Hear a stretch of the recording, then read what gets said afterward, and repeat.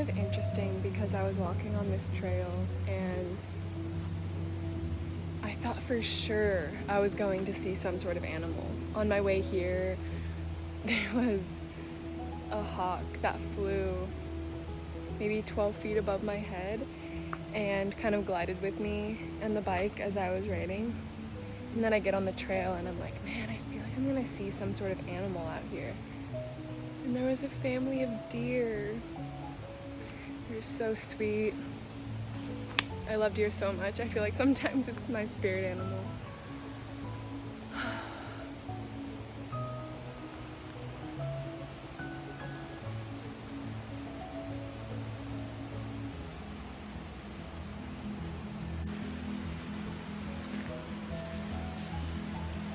I'm gonna go to the watering spot. I decided I didn't want to be... Do you ever have those days when every little thing that happens just frustrates you? I just can't. I am annoyed right now.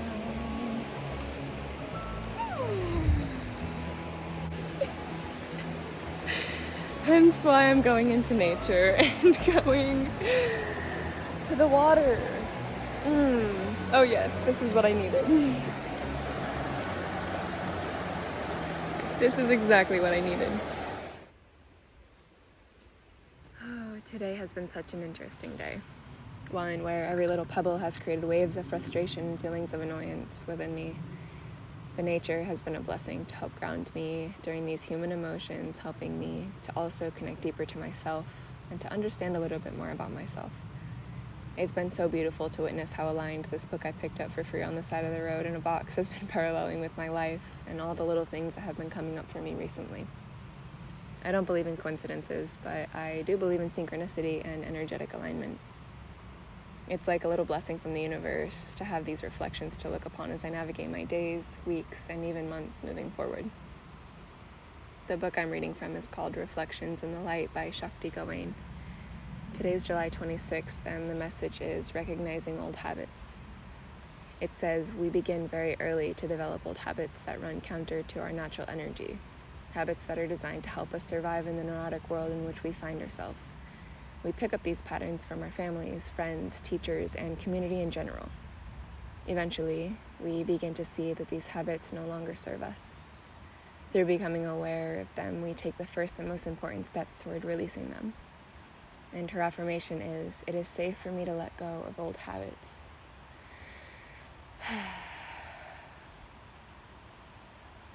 I'm going to read that again. It is safe for me to let go of old habits. This resonates so much with me today. Years ago, these little things would have sent me into a bad mood, probably for the rest of the day. It doesn't seem like much, but when they pile up on top of each other,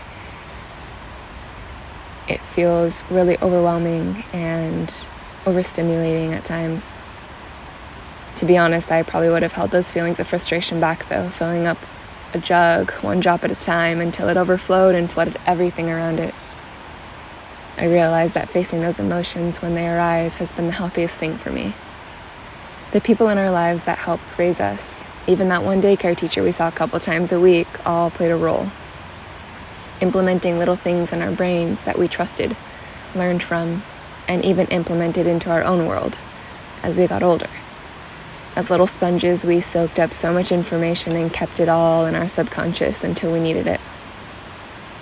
To this day, we all carry some of that still with us. But how do we know these old habits are expired? A few questions to ask yourself are, is it holding me back, and what is it holding me back from? Is it even relevant to me? Is it inspiring me anymore? Does it cause me more stress to act into this old habit than to work to release it? And just like Shakti Gawain says in her book, through becoming aware, we take the first and most important steps toward releasing them.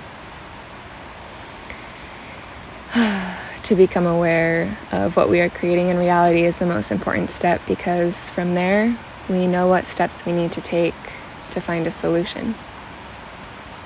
And to me, that is growth. I hope that you aligned with this. Maybe you're going through something similar and needed to hear this message, but I trust that it reaches at least one person who needed to hear it. Now I'm going to carry on with the rest of my day. Thank you for listening. And what do you know? We're in the same place again. I feel like it's like reliving like Groundhog Show or something. It's like the same thing every single day, but oh.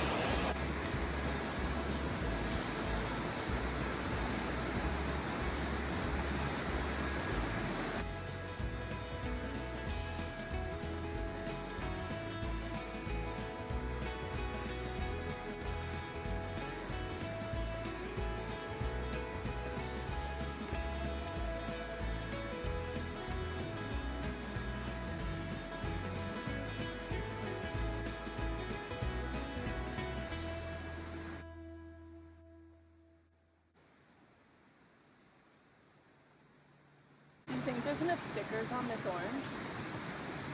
I think it's organic. What do you think?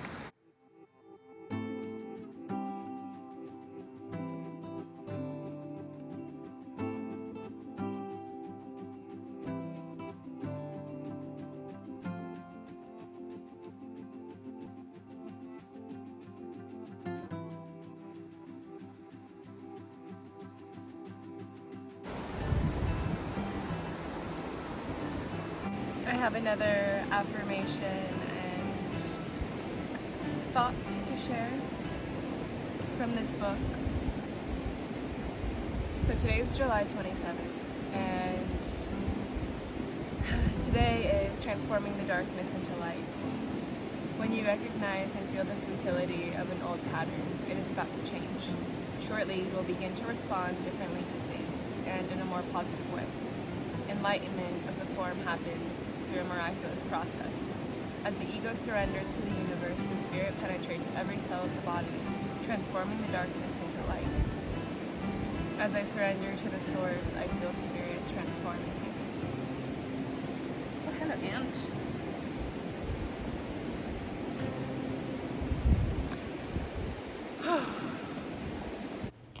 I find it really beautiful how yesterday's thought and affirmation went so well with today's, and releasing old habits, how they can become the darkness even though they were once our saving grace in times of need. But when we release what's no longer serving us, we find the light.